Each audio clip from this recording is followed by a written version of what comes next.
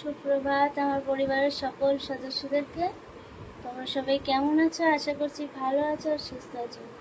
আর তোমাদের ভালোবাসা, ভগবানের আশীর্বাদে আমিও একটু একটু করে সুস্থ হয়ে উঠছি। আর এই যে দেখো,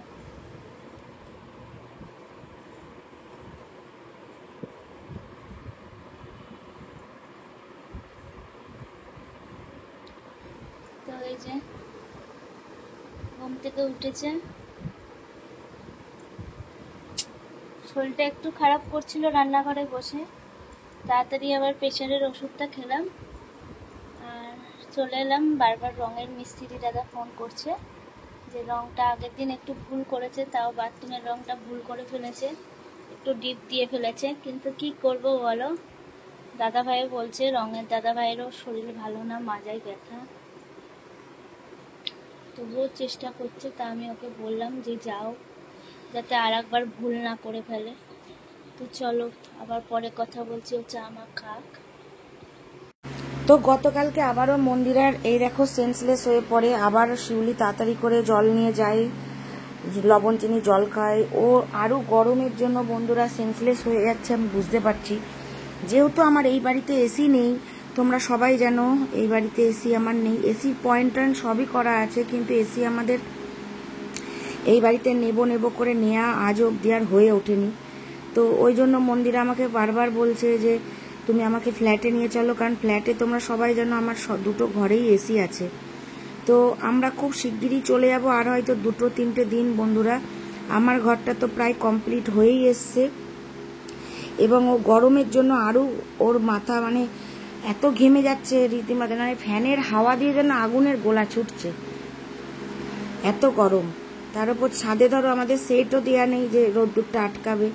তো তাড়াতাড়ি করে মন্দিরাকে আবার মাথায় জল ঢাললাম, লবণ চিনি জল খাওয়ালাম, তারপরে আস্তে আস্তে করে আবার স্থিতিশীল হলো। এই যে রোদ গরম থেকে এসছে, ওই জন্য ডাব খাচ্ছে। মুখ চোখের অবস্থা দেখো, বাইরে যেন মনে হচ্ছে, পিচের রাস্তায় মনে হচ্ছে যেন আগুনের গোলা ছুটছে একদম।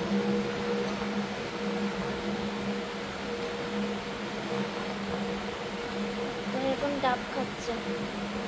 ওই বাড়িতে তো ভুলভাল রং করেছে।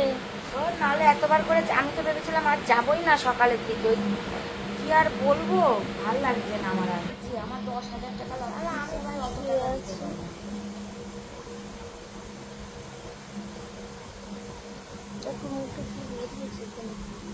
গরমে বেরিয়েছে এগুলো, সারা মুখটাই বেরিয়েছে। এই ফোনে যেন একটু বেশি বোঝা যায়, বারবার নাক টিপে ধরতে হচ্ছে, সেন্সলেস হয়ে যাচ্ছি বলে। তাই মনে হয় নাকেরটা খুলে রেখেছে, দেখো এখানে লেগেছে।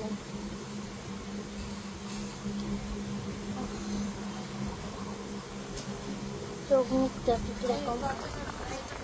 এখন অ্যান্টনার ভুক লাগাচ্ছে, ভুক লাগাচ্ছে। অসুবিধা হয় না,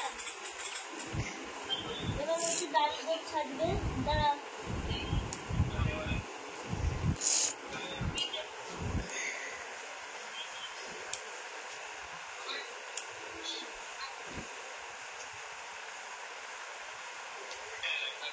গোপ কাটা বাকি আছে, পান্ডব কাটা বাকি আছে, তোমার কানের লোম কাটা বাকি আছে।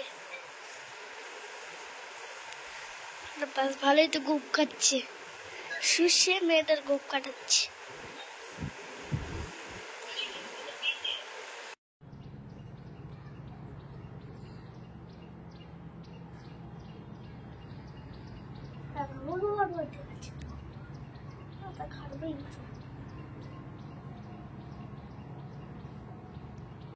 আর শিউলির তো কোনো তুলনাই হয় না, দেখতেই পাচ্ছ শিউলি প্রত্যেকটা মুহূর্তেই মন্দিরাকে ভীষণভাবেই যত্ন করছে।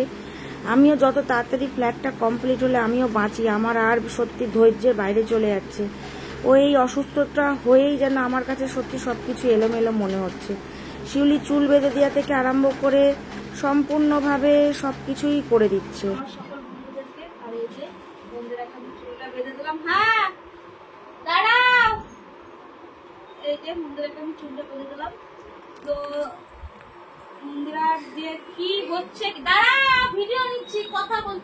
আর দেখতেই পাচ্ছ রুদ্র এখানে পুজো করতে বসে পড়েছে। আজকে রুদ্রই পুজো করছিল, কারণ বাবা ছিল না সন্ধ্যেবেলা, বাবা গেছিল একটু কাজে, তাই এখানে রুদ্র ওই জন্য গোপালকে সেবা দিতে বসে পড়েছে। দেখতেই পাচ্ছ রুদ্র খুব সুন্দর করে পুজো করছে, আবার হনুমান চল্লিশাও পড়ছে। ওকে আমার মা বাবা খুব সুন্দর করে পুজো করা শিখিয়েছে, তারপরে ঠাকুরের যে স্তবগুলো হয় সেগুলো করা শিখিয়েছে। ও খুব সুন্দর করে পুজো দিতে পারে। দেখো কি সুন্দর বসে স্তব করছে। দেখো মানুষ তো ছোট থেকেই শেখে, ওকে অনেক কিছুই শেখানো হয়। তা কালকে একজনা ভিডিওতে বলেছিলে যে ওকে কোনো কিছুতে ভর্তি করে দাও, ও কিন্তু অলরেডি যোগব্যায়ামে ভর্তি হয়ে গেছে, আঁকাতে ভর্তি হয়ে গেছে। আপাতত ও এই দুটোই করছে, কারণ দেখো ওরও পড়াশোনার চাপটাও বড় হচ্ছে, দিন দিন বাড়ছে আর কি। তো যেটুকুনি ওর শরীরে নেওয়ার ক্ষমতা ওকে সেইভাবেই ভর্তি করা হয়েছে। কারণ যোগব্যায়ামটা করুক, প্লাস শুধু যোগব্যায়াম না, তার সাথে অনেক রকমের আসন টাসন সম্পূর্ণটাই ওকে শেখানো হচ্ছে।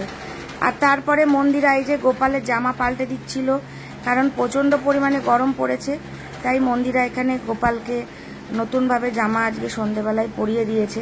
সত্যি কথা বলতে মন্দিরা সুস্থ থাকলে খুবই ভালো লাগে, কিন্তু এই এত গরমে ও আরও যেন মানে অস্থির হয়ে পড়ছে। তাই পরশুদিনকে আমাদের ঘরে এসি লাগাতে আসবে কথা হয়ে গেছে। আমাদের ঘরটা তো কমপ্লিট হয়েই গেছে, তোমরা সবাই জানো।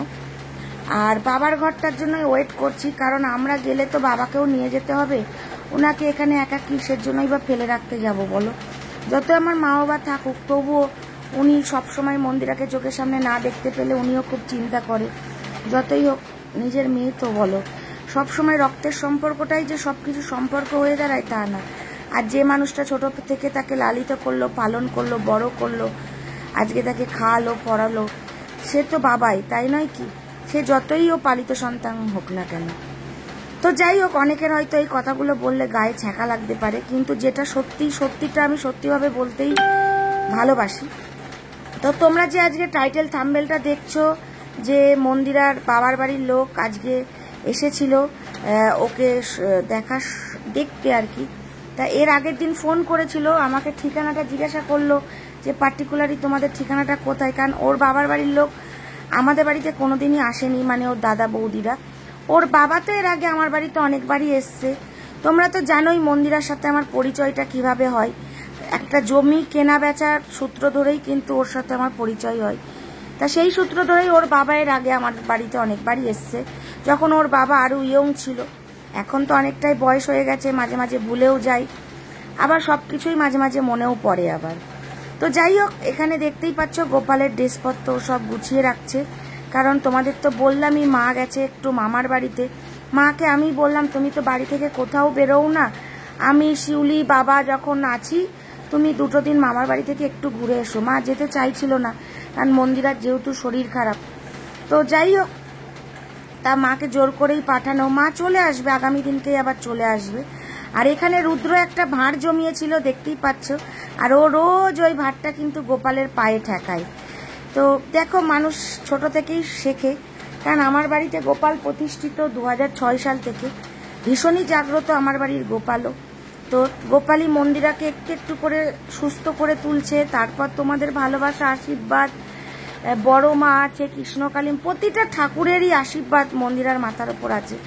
তাই এখানে দেখো ভাঁড়টা ভেঙে ওকে একটা বড় ভাঁড় আমি 12 দোল মেলা থেকে কিনে এনে দিয়েছি, সেইখানেই ও টাকাগুলো ওই ভাঁড় থেকে এই ভাঁড়ে কনভার্ট করে দেবে, কারণ ওই ভাঁড়টা একদম পুচকু ভাঁড়, দেখতেই পাচ্ছ।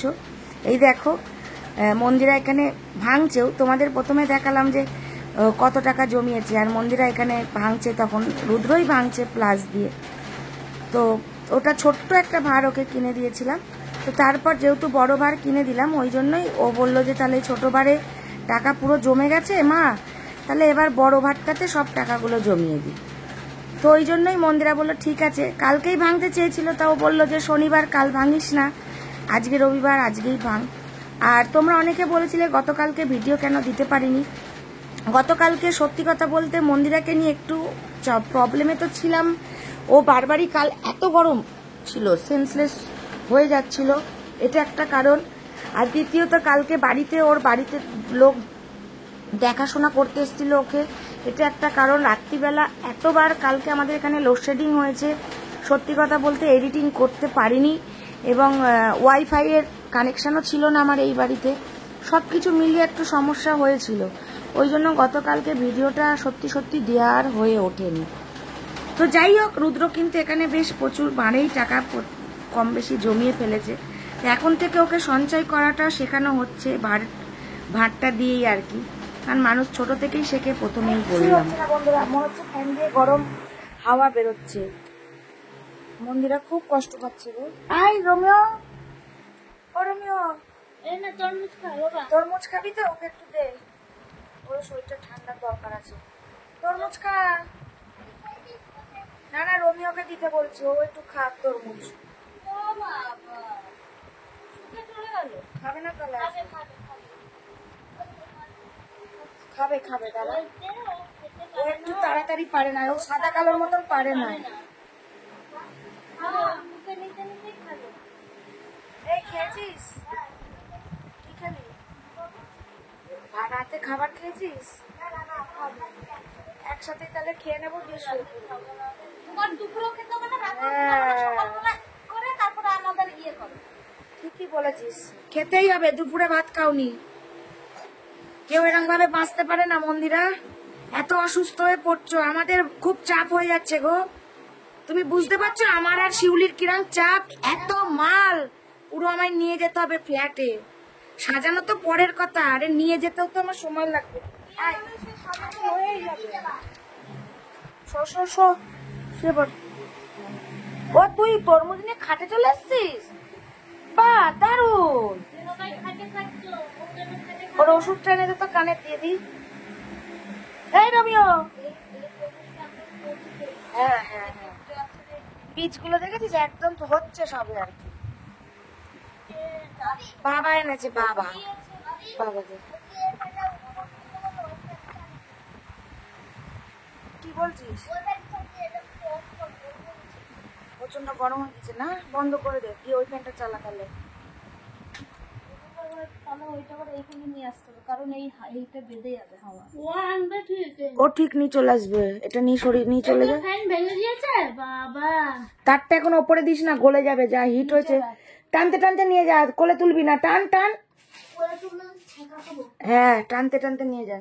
ওই ডাবটা ইয়ে করলি না শিউলি, আজকে শ্বাসটা দাঁড়াও, শ্বাস নষ্ট হয়ে যাবে। এখনো রয়েছে না? আবার ভেঙেছিল না, সেটা রয়েছে তো। সবই দোমলা হয়ে গেছে বেশি, ওই জন্যই সমস্যা হয়ে গেছে।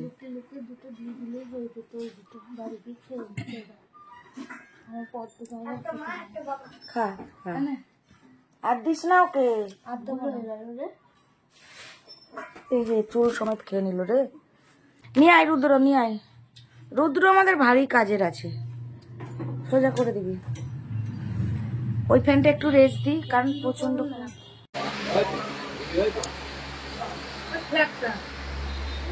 কাজ চলছে। এটা আমাদের বেডরুমটা।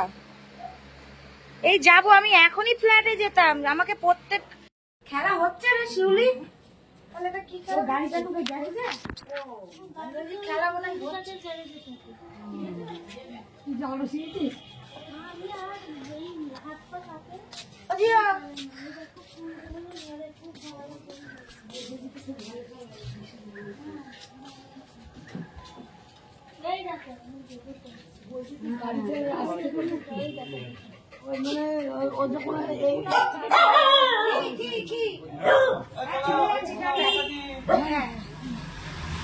আগে ফুলপাড়া থাকতো না, তোমরা বলো।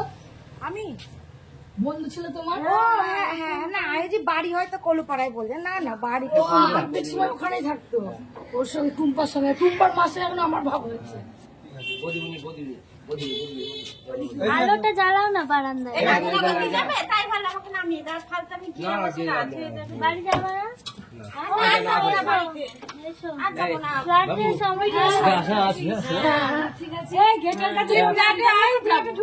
বৈশাখীর নাম করবি তো ঢুকিয়ে দেবে। হ্যাঁ হ্যাঁ হ্যাঁ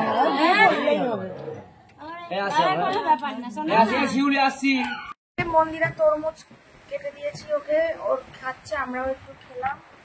আজকে আমারও শরীরটা একদম, যা জল খাচ্ছি কিছুতেই বাথরুম হচ্ছিল না বন্ধুরা, এত শরীর আজকে আমার হিট হয়ে গেছে। মন্দিরা তো আবার সেন্সলেস হয়ে গেছিল, তোমরা তো দেখতেই পেলে। কি করব, আমি আর পেরে উঠছি না, আমিও বিরক্ত হয়ে যাচ্ছি, কারণ আমার এই বাড়িতে এসি নেই।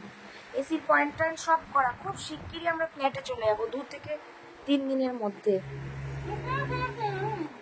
আস্তে আস্তে, এটা বড় তো, অল্প করে ধরেই আছি, ওই তো মুখের মধ্যে ঢুকিয়ে নিচ্ছি।